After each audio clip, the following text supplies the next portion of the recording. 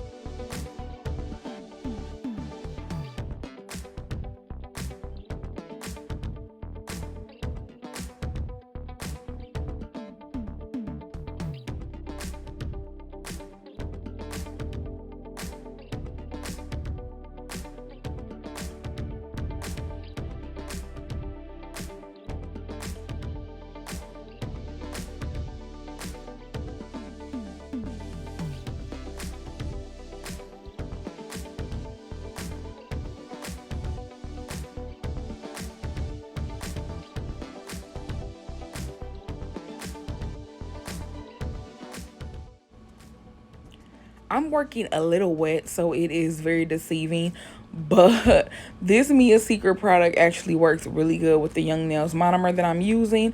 I'm using my Zulay nails brush, the unicorn brush in size 12. I have 2 of these brushes. They're my absolute favorite that I've ever used so far, but I think I'm just working just a little bit too wet. I also was at the end of my day and it was just like whatever, so I wasn't being as careful as I should have been. These beads are, I'm just gonna keep doing them until I work it out. Don't be pressed for a 2B, 3B, 4B situation. Do as many as you have to. Assess the filing that you know you're gonna do, and that'll also help you, because I see I have a hump here, but I know I'm gonna do so much filing that it's like, I'll still have an apex, but I will get that up out of there. So just, don't be so hard on yourself when it comes to that, and don't be so judgmental of the way that I was doing it, because the product is actually gorgeous. And like I said, I was going to file it all the way out, so by the time I was done, it was beautiful and ready to buff and, ready to get into the design. So yeah, be mindful of that. Don't be hung up on how many beads that you need. That's a very personal thing. Whatever gets the look done is how I feel. So first design starts with a French. I get this 25mm brush from Michaels. Y'all have seen it in so many videos. I think I've had this Gelexer white in a video too before. It is my absolute favorite. I have bought like 7-8 bottles of this Gelexer white. It's on Amazon, but I get mine from my local nail supply store. I also love the black. I no longer buy white or black from anywhere else because I'm just one of those creatures of habit. When I find it, I love it. It's amazing. I pretty much stay the course with it. So what we're doing is just getting the French as best as we can. French is like, it's like sisters, not twins. Or it's like cousins, not sisters. Like, they're not supposed to be exactly identical to a T. When you're doing a hand-drawn French, they will be unique. They can be very, very close to each other, but a hand-drawn French is something about it being just slightly imperfect that makes it really unique. So please don't stress yourself and just practice, because I wasn't able to do it always. So just keep practicing. I got these pigments from, I think I got these from the nail supply store too, like 4 years ago, maybe 3 or 4 years ago. Use such a small amount and you get so much payoff that they are guaranteed to stretch.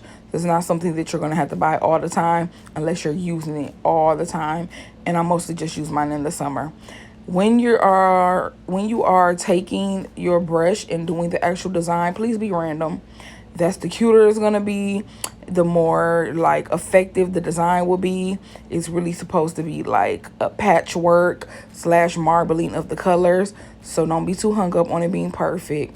And then dust it off, top coat it, and you get this beautiful abstract random look. So pretty, so easy. So number 2, we're going to cover the whole nail with this same Gelixir white. I just did a thin 1 coat and then cured it. So don't feel like you have to do 2 coats, because we're going to cover this up the whole nail. I was going to do French, but I just kind of want to mix it up and make all 3 of the nails different. So just that 1 coat is fine. And after that 1 coat, I set out the colors that I wanted to use. Basically, it was the same 6 or 7 colors that I used in the 3rd example. So I could just have the similar color palette and also not have too much product waste when doing these demos. That's a big deal. Like, you're bound to have product waste, but, you know, it's for the greater good, you know, to be able to make the content for you guys, which hopefully I can do so much more of now that I've figured out that I really love these swatch sticks. So yeah, I just set out that you know, random selection of colors that I wanted to use. These makeup sponges come from the Dollar Tree, now the $1.25 tree.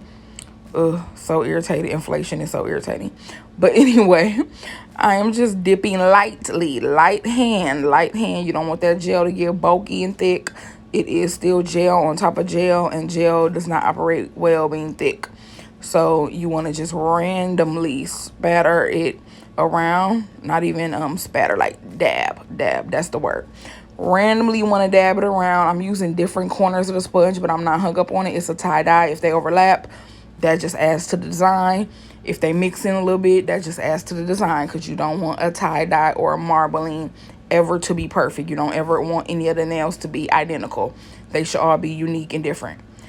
I also only went with a 1 layer here because I had 2 neon examples. So I wanted to show a pastel example, how you could get this and it'd be a soft, pretty pastel. As you can see on my plate, my mixing plate, everything looks neon. But on my nail, everything looks pastel and very soft and pretty. So 2 layers would have made it really pop. But I really like the 1 layer. It's very soft and pretty. Very summer spring. So then our 3rd design, and this is arguably the easiest design. I went for a half moon shape just to make it really, really simple. But you could do all type of swirls. You could do a French. You could have put this in like a spiral, made these lines a spiral and pulled them out that way and covered the whole nail. You could have just did it at the top, just at the bottom. Like, this is a very versatile and very simple, easy design.